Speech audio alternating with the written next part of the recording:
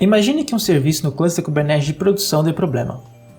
E para investigar esse problema, o desenvolvedor precisa acessar diretamente o pod através de um shell. Como você dá acesso a esse pod para esse cara?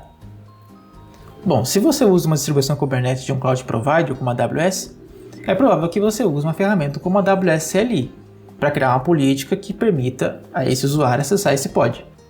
Mas você sabia que existem muitas formas de fazer isso? Por exemplo, você sabia que tem como configurar um webhook para que o Kubernetes pergunte a um serviço externo se aquele usuário tem ou não permissão de acessar aquele recurso? Nesse vídeo aqui, vamos conversar sobre como funciona o controle de acesso no Kubernetes, os diferentes métodos de autorização e autenticação e como tudo isso se conecta. Bom, vamos lá então. Quando a gente fala de controle de acesso no Kubernetes, a gente está falando essencialmente de duas coisas. A primeira delas é a autenticação e a outra, autorização. Essas palavras parecem ser a mesma coisa, mas elas têm significados diferentes. A autenticação é o processo pelo qual nós respondemos quem é o usuário que está tentando usar um sistema, usar ou acessar um sistema. Já a autorização é o processo pelo qual nós validamos se aquele usuário tem ou não permissão para fazer isso que ele quer fazer.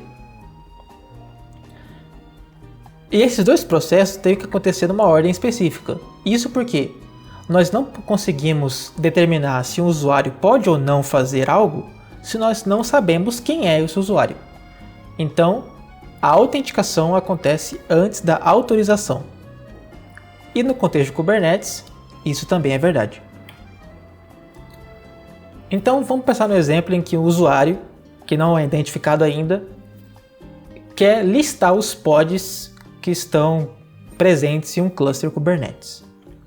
Nesse caso, ele manda uma requisição para a API do Kubernetes e ela tem que validar se esse usuário pode fazer isso e, se puder, ela vai lá e lista os pods para ele. É nesse processo de autenticação e autorização que nós vamos tentar entender hoje. O processo de autenticação e autorização no Kubernetes é feito de forma modular. Isso significa dizer que nós temos vários autenticadores e vários autorizadores. Assim que qualquer um dos autenticadores consegue com sucesso determinar quem é esse usuário, a autenticação é completa. E aí nós passamos para a parte de autorização. Mas vamos entender quais são os autenticadores que podem determinar quem é esse usuário que está acessando o nosso cluster. A primeira das formas de autenticação é usando certificados digitais. Nesse formato, um usuário fornece para a API do Kubernetes um certificado digital que ele detém e que o identifica.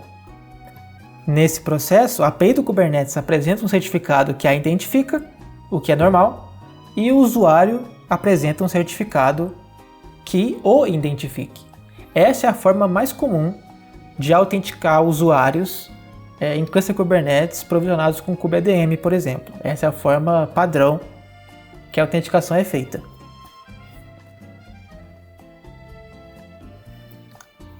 O segundo método de autenticação é usando tokens de contas de serviço. As contas de serviço, ou Service Accounts, são entidades que existem dentro do Kubernetes, gerenciadas através da API do Kubernetes e servem para identificar contas que serão usadas por processos, por bots ou outras formas automatizadas de consulta ou uso da API do Kubernetes. Então, essa Service Account é criada previamente, assim como um token que referencia essa Service Account. Isso pode ser feito através do kubectl ou outra ferramenta. E o usuário, que nesse caso pode ser um bot ou um outro programa, um outro serviço, ou mesmo uma pessoa real, ela envia esse token através de um header HTTP authorization, no formato better. Quando a API do Kubernetes recebe esse token, ele valida se existe algum Service Account cadastrado que referencia esse token, e aí ela é capaz de determinar que aquele usuário é o fulano, é o ciclano, é o beltrano. A terceira forma de autenticação é usando os chamados static tokens. Os static tokens são parecidos com os Service Account Tokens, mas eles são armazenados não através de um objeto no Kubernetes, e sim através de um arquivo de texto que o runtime da API tem acesso. Esse arquivo é um CSV e fornece tanto o token como o usuário identificado por esse token. Então, nesse caso aqui, se o usuário fornecesse um token começando com A8 E maiúsculo F, a API do Kubernetes identificaria que esse usuário é o fulano. Outra forma de autenticar um usuário é usando JWTs. JWT, que é a sigla para JSON Web Token, é uma tecnologia muito conhecida em que o usuário fornece um token em base 64 que contém alguns metadados, entre eles o nome do usuário.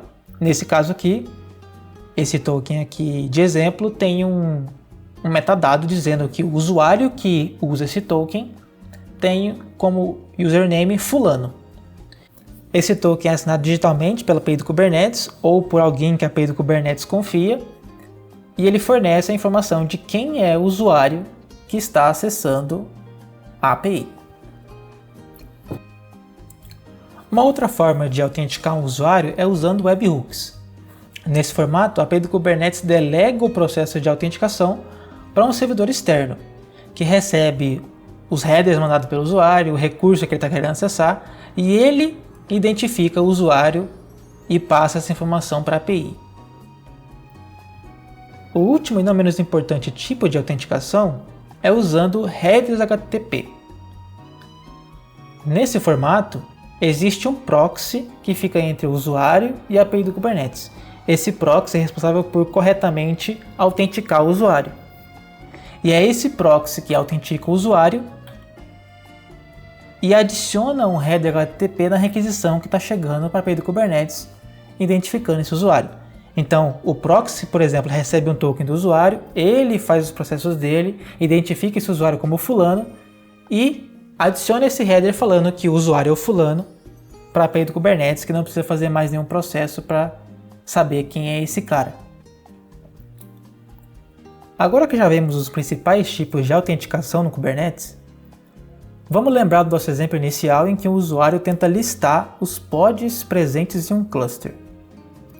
Vamos supor que esse usuário forneça um certificado digital emitido por um emissor que a API do Kubernetes confia, que identifique-o como o usuário fulano. Agora, sabendo que o usuário fulano, a tarefa agora é saber se o fulano tem ou não permissão de listar os pods do cluster. Isso é feito na autorização. E, de maneira semelhante à autenticação, nós temos vários autorizadores. A primeira e mais usada forma de autorização no Kubernetes é o RBAC. O RBAC, ou Role Based Access Control, é um processo em que a API do Kubernetes valida se o usuário, nesse caso o fulano, faz parte de alguma role, ou seja, algum grupo que tenha permissão de listagem dos pods. Então, a pergunta que a API do Kubernetes tenta responder é: o fulano faz parte de alguma role que permita list nos pods? A segunda forma de validar se um usuário tem ou não permissão de fazer algo no cluster é usando ABAC.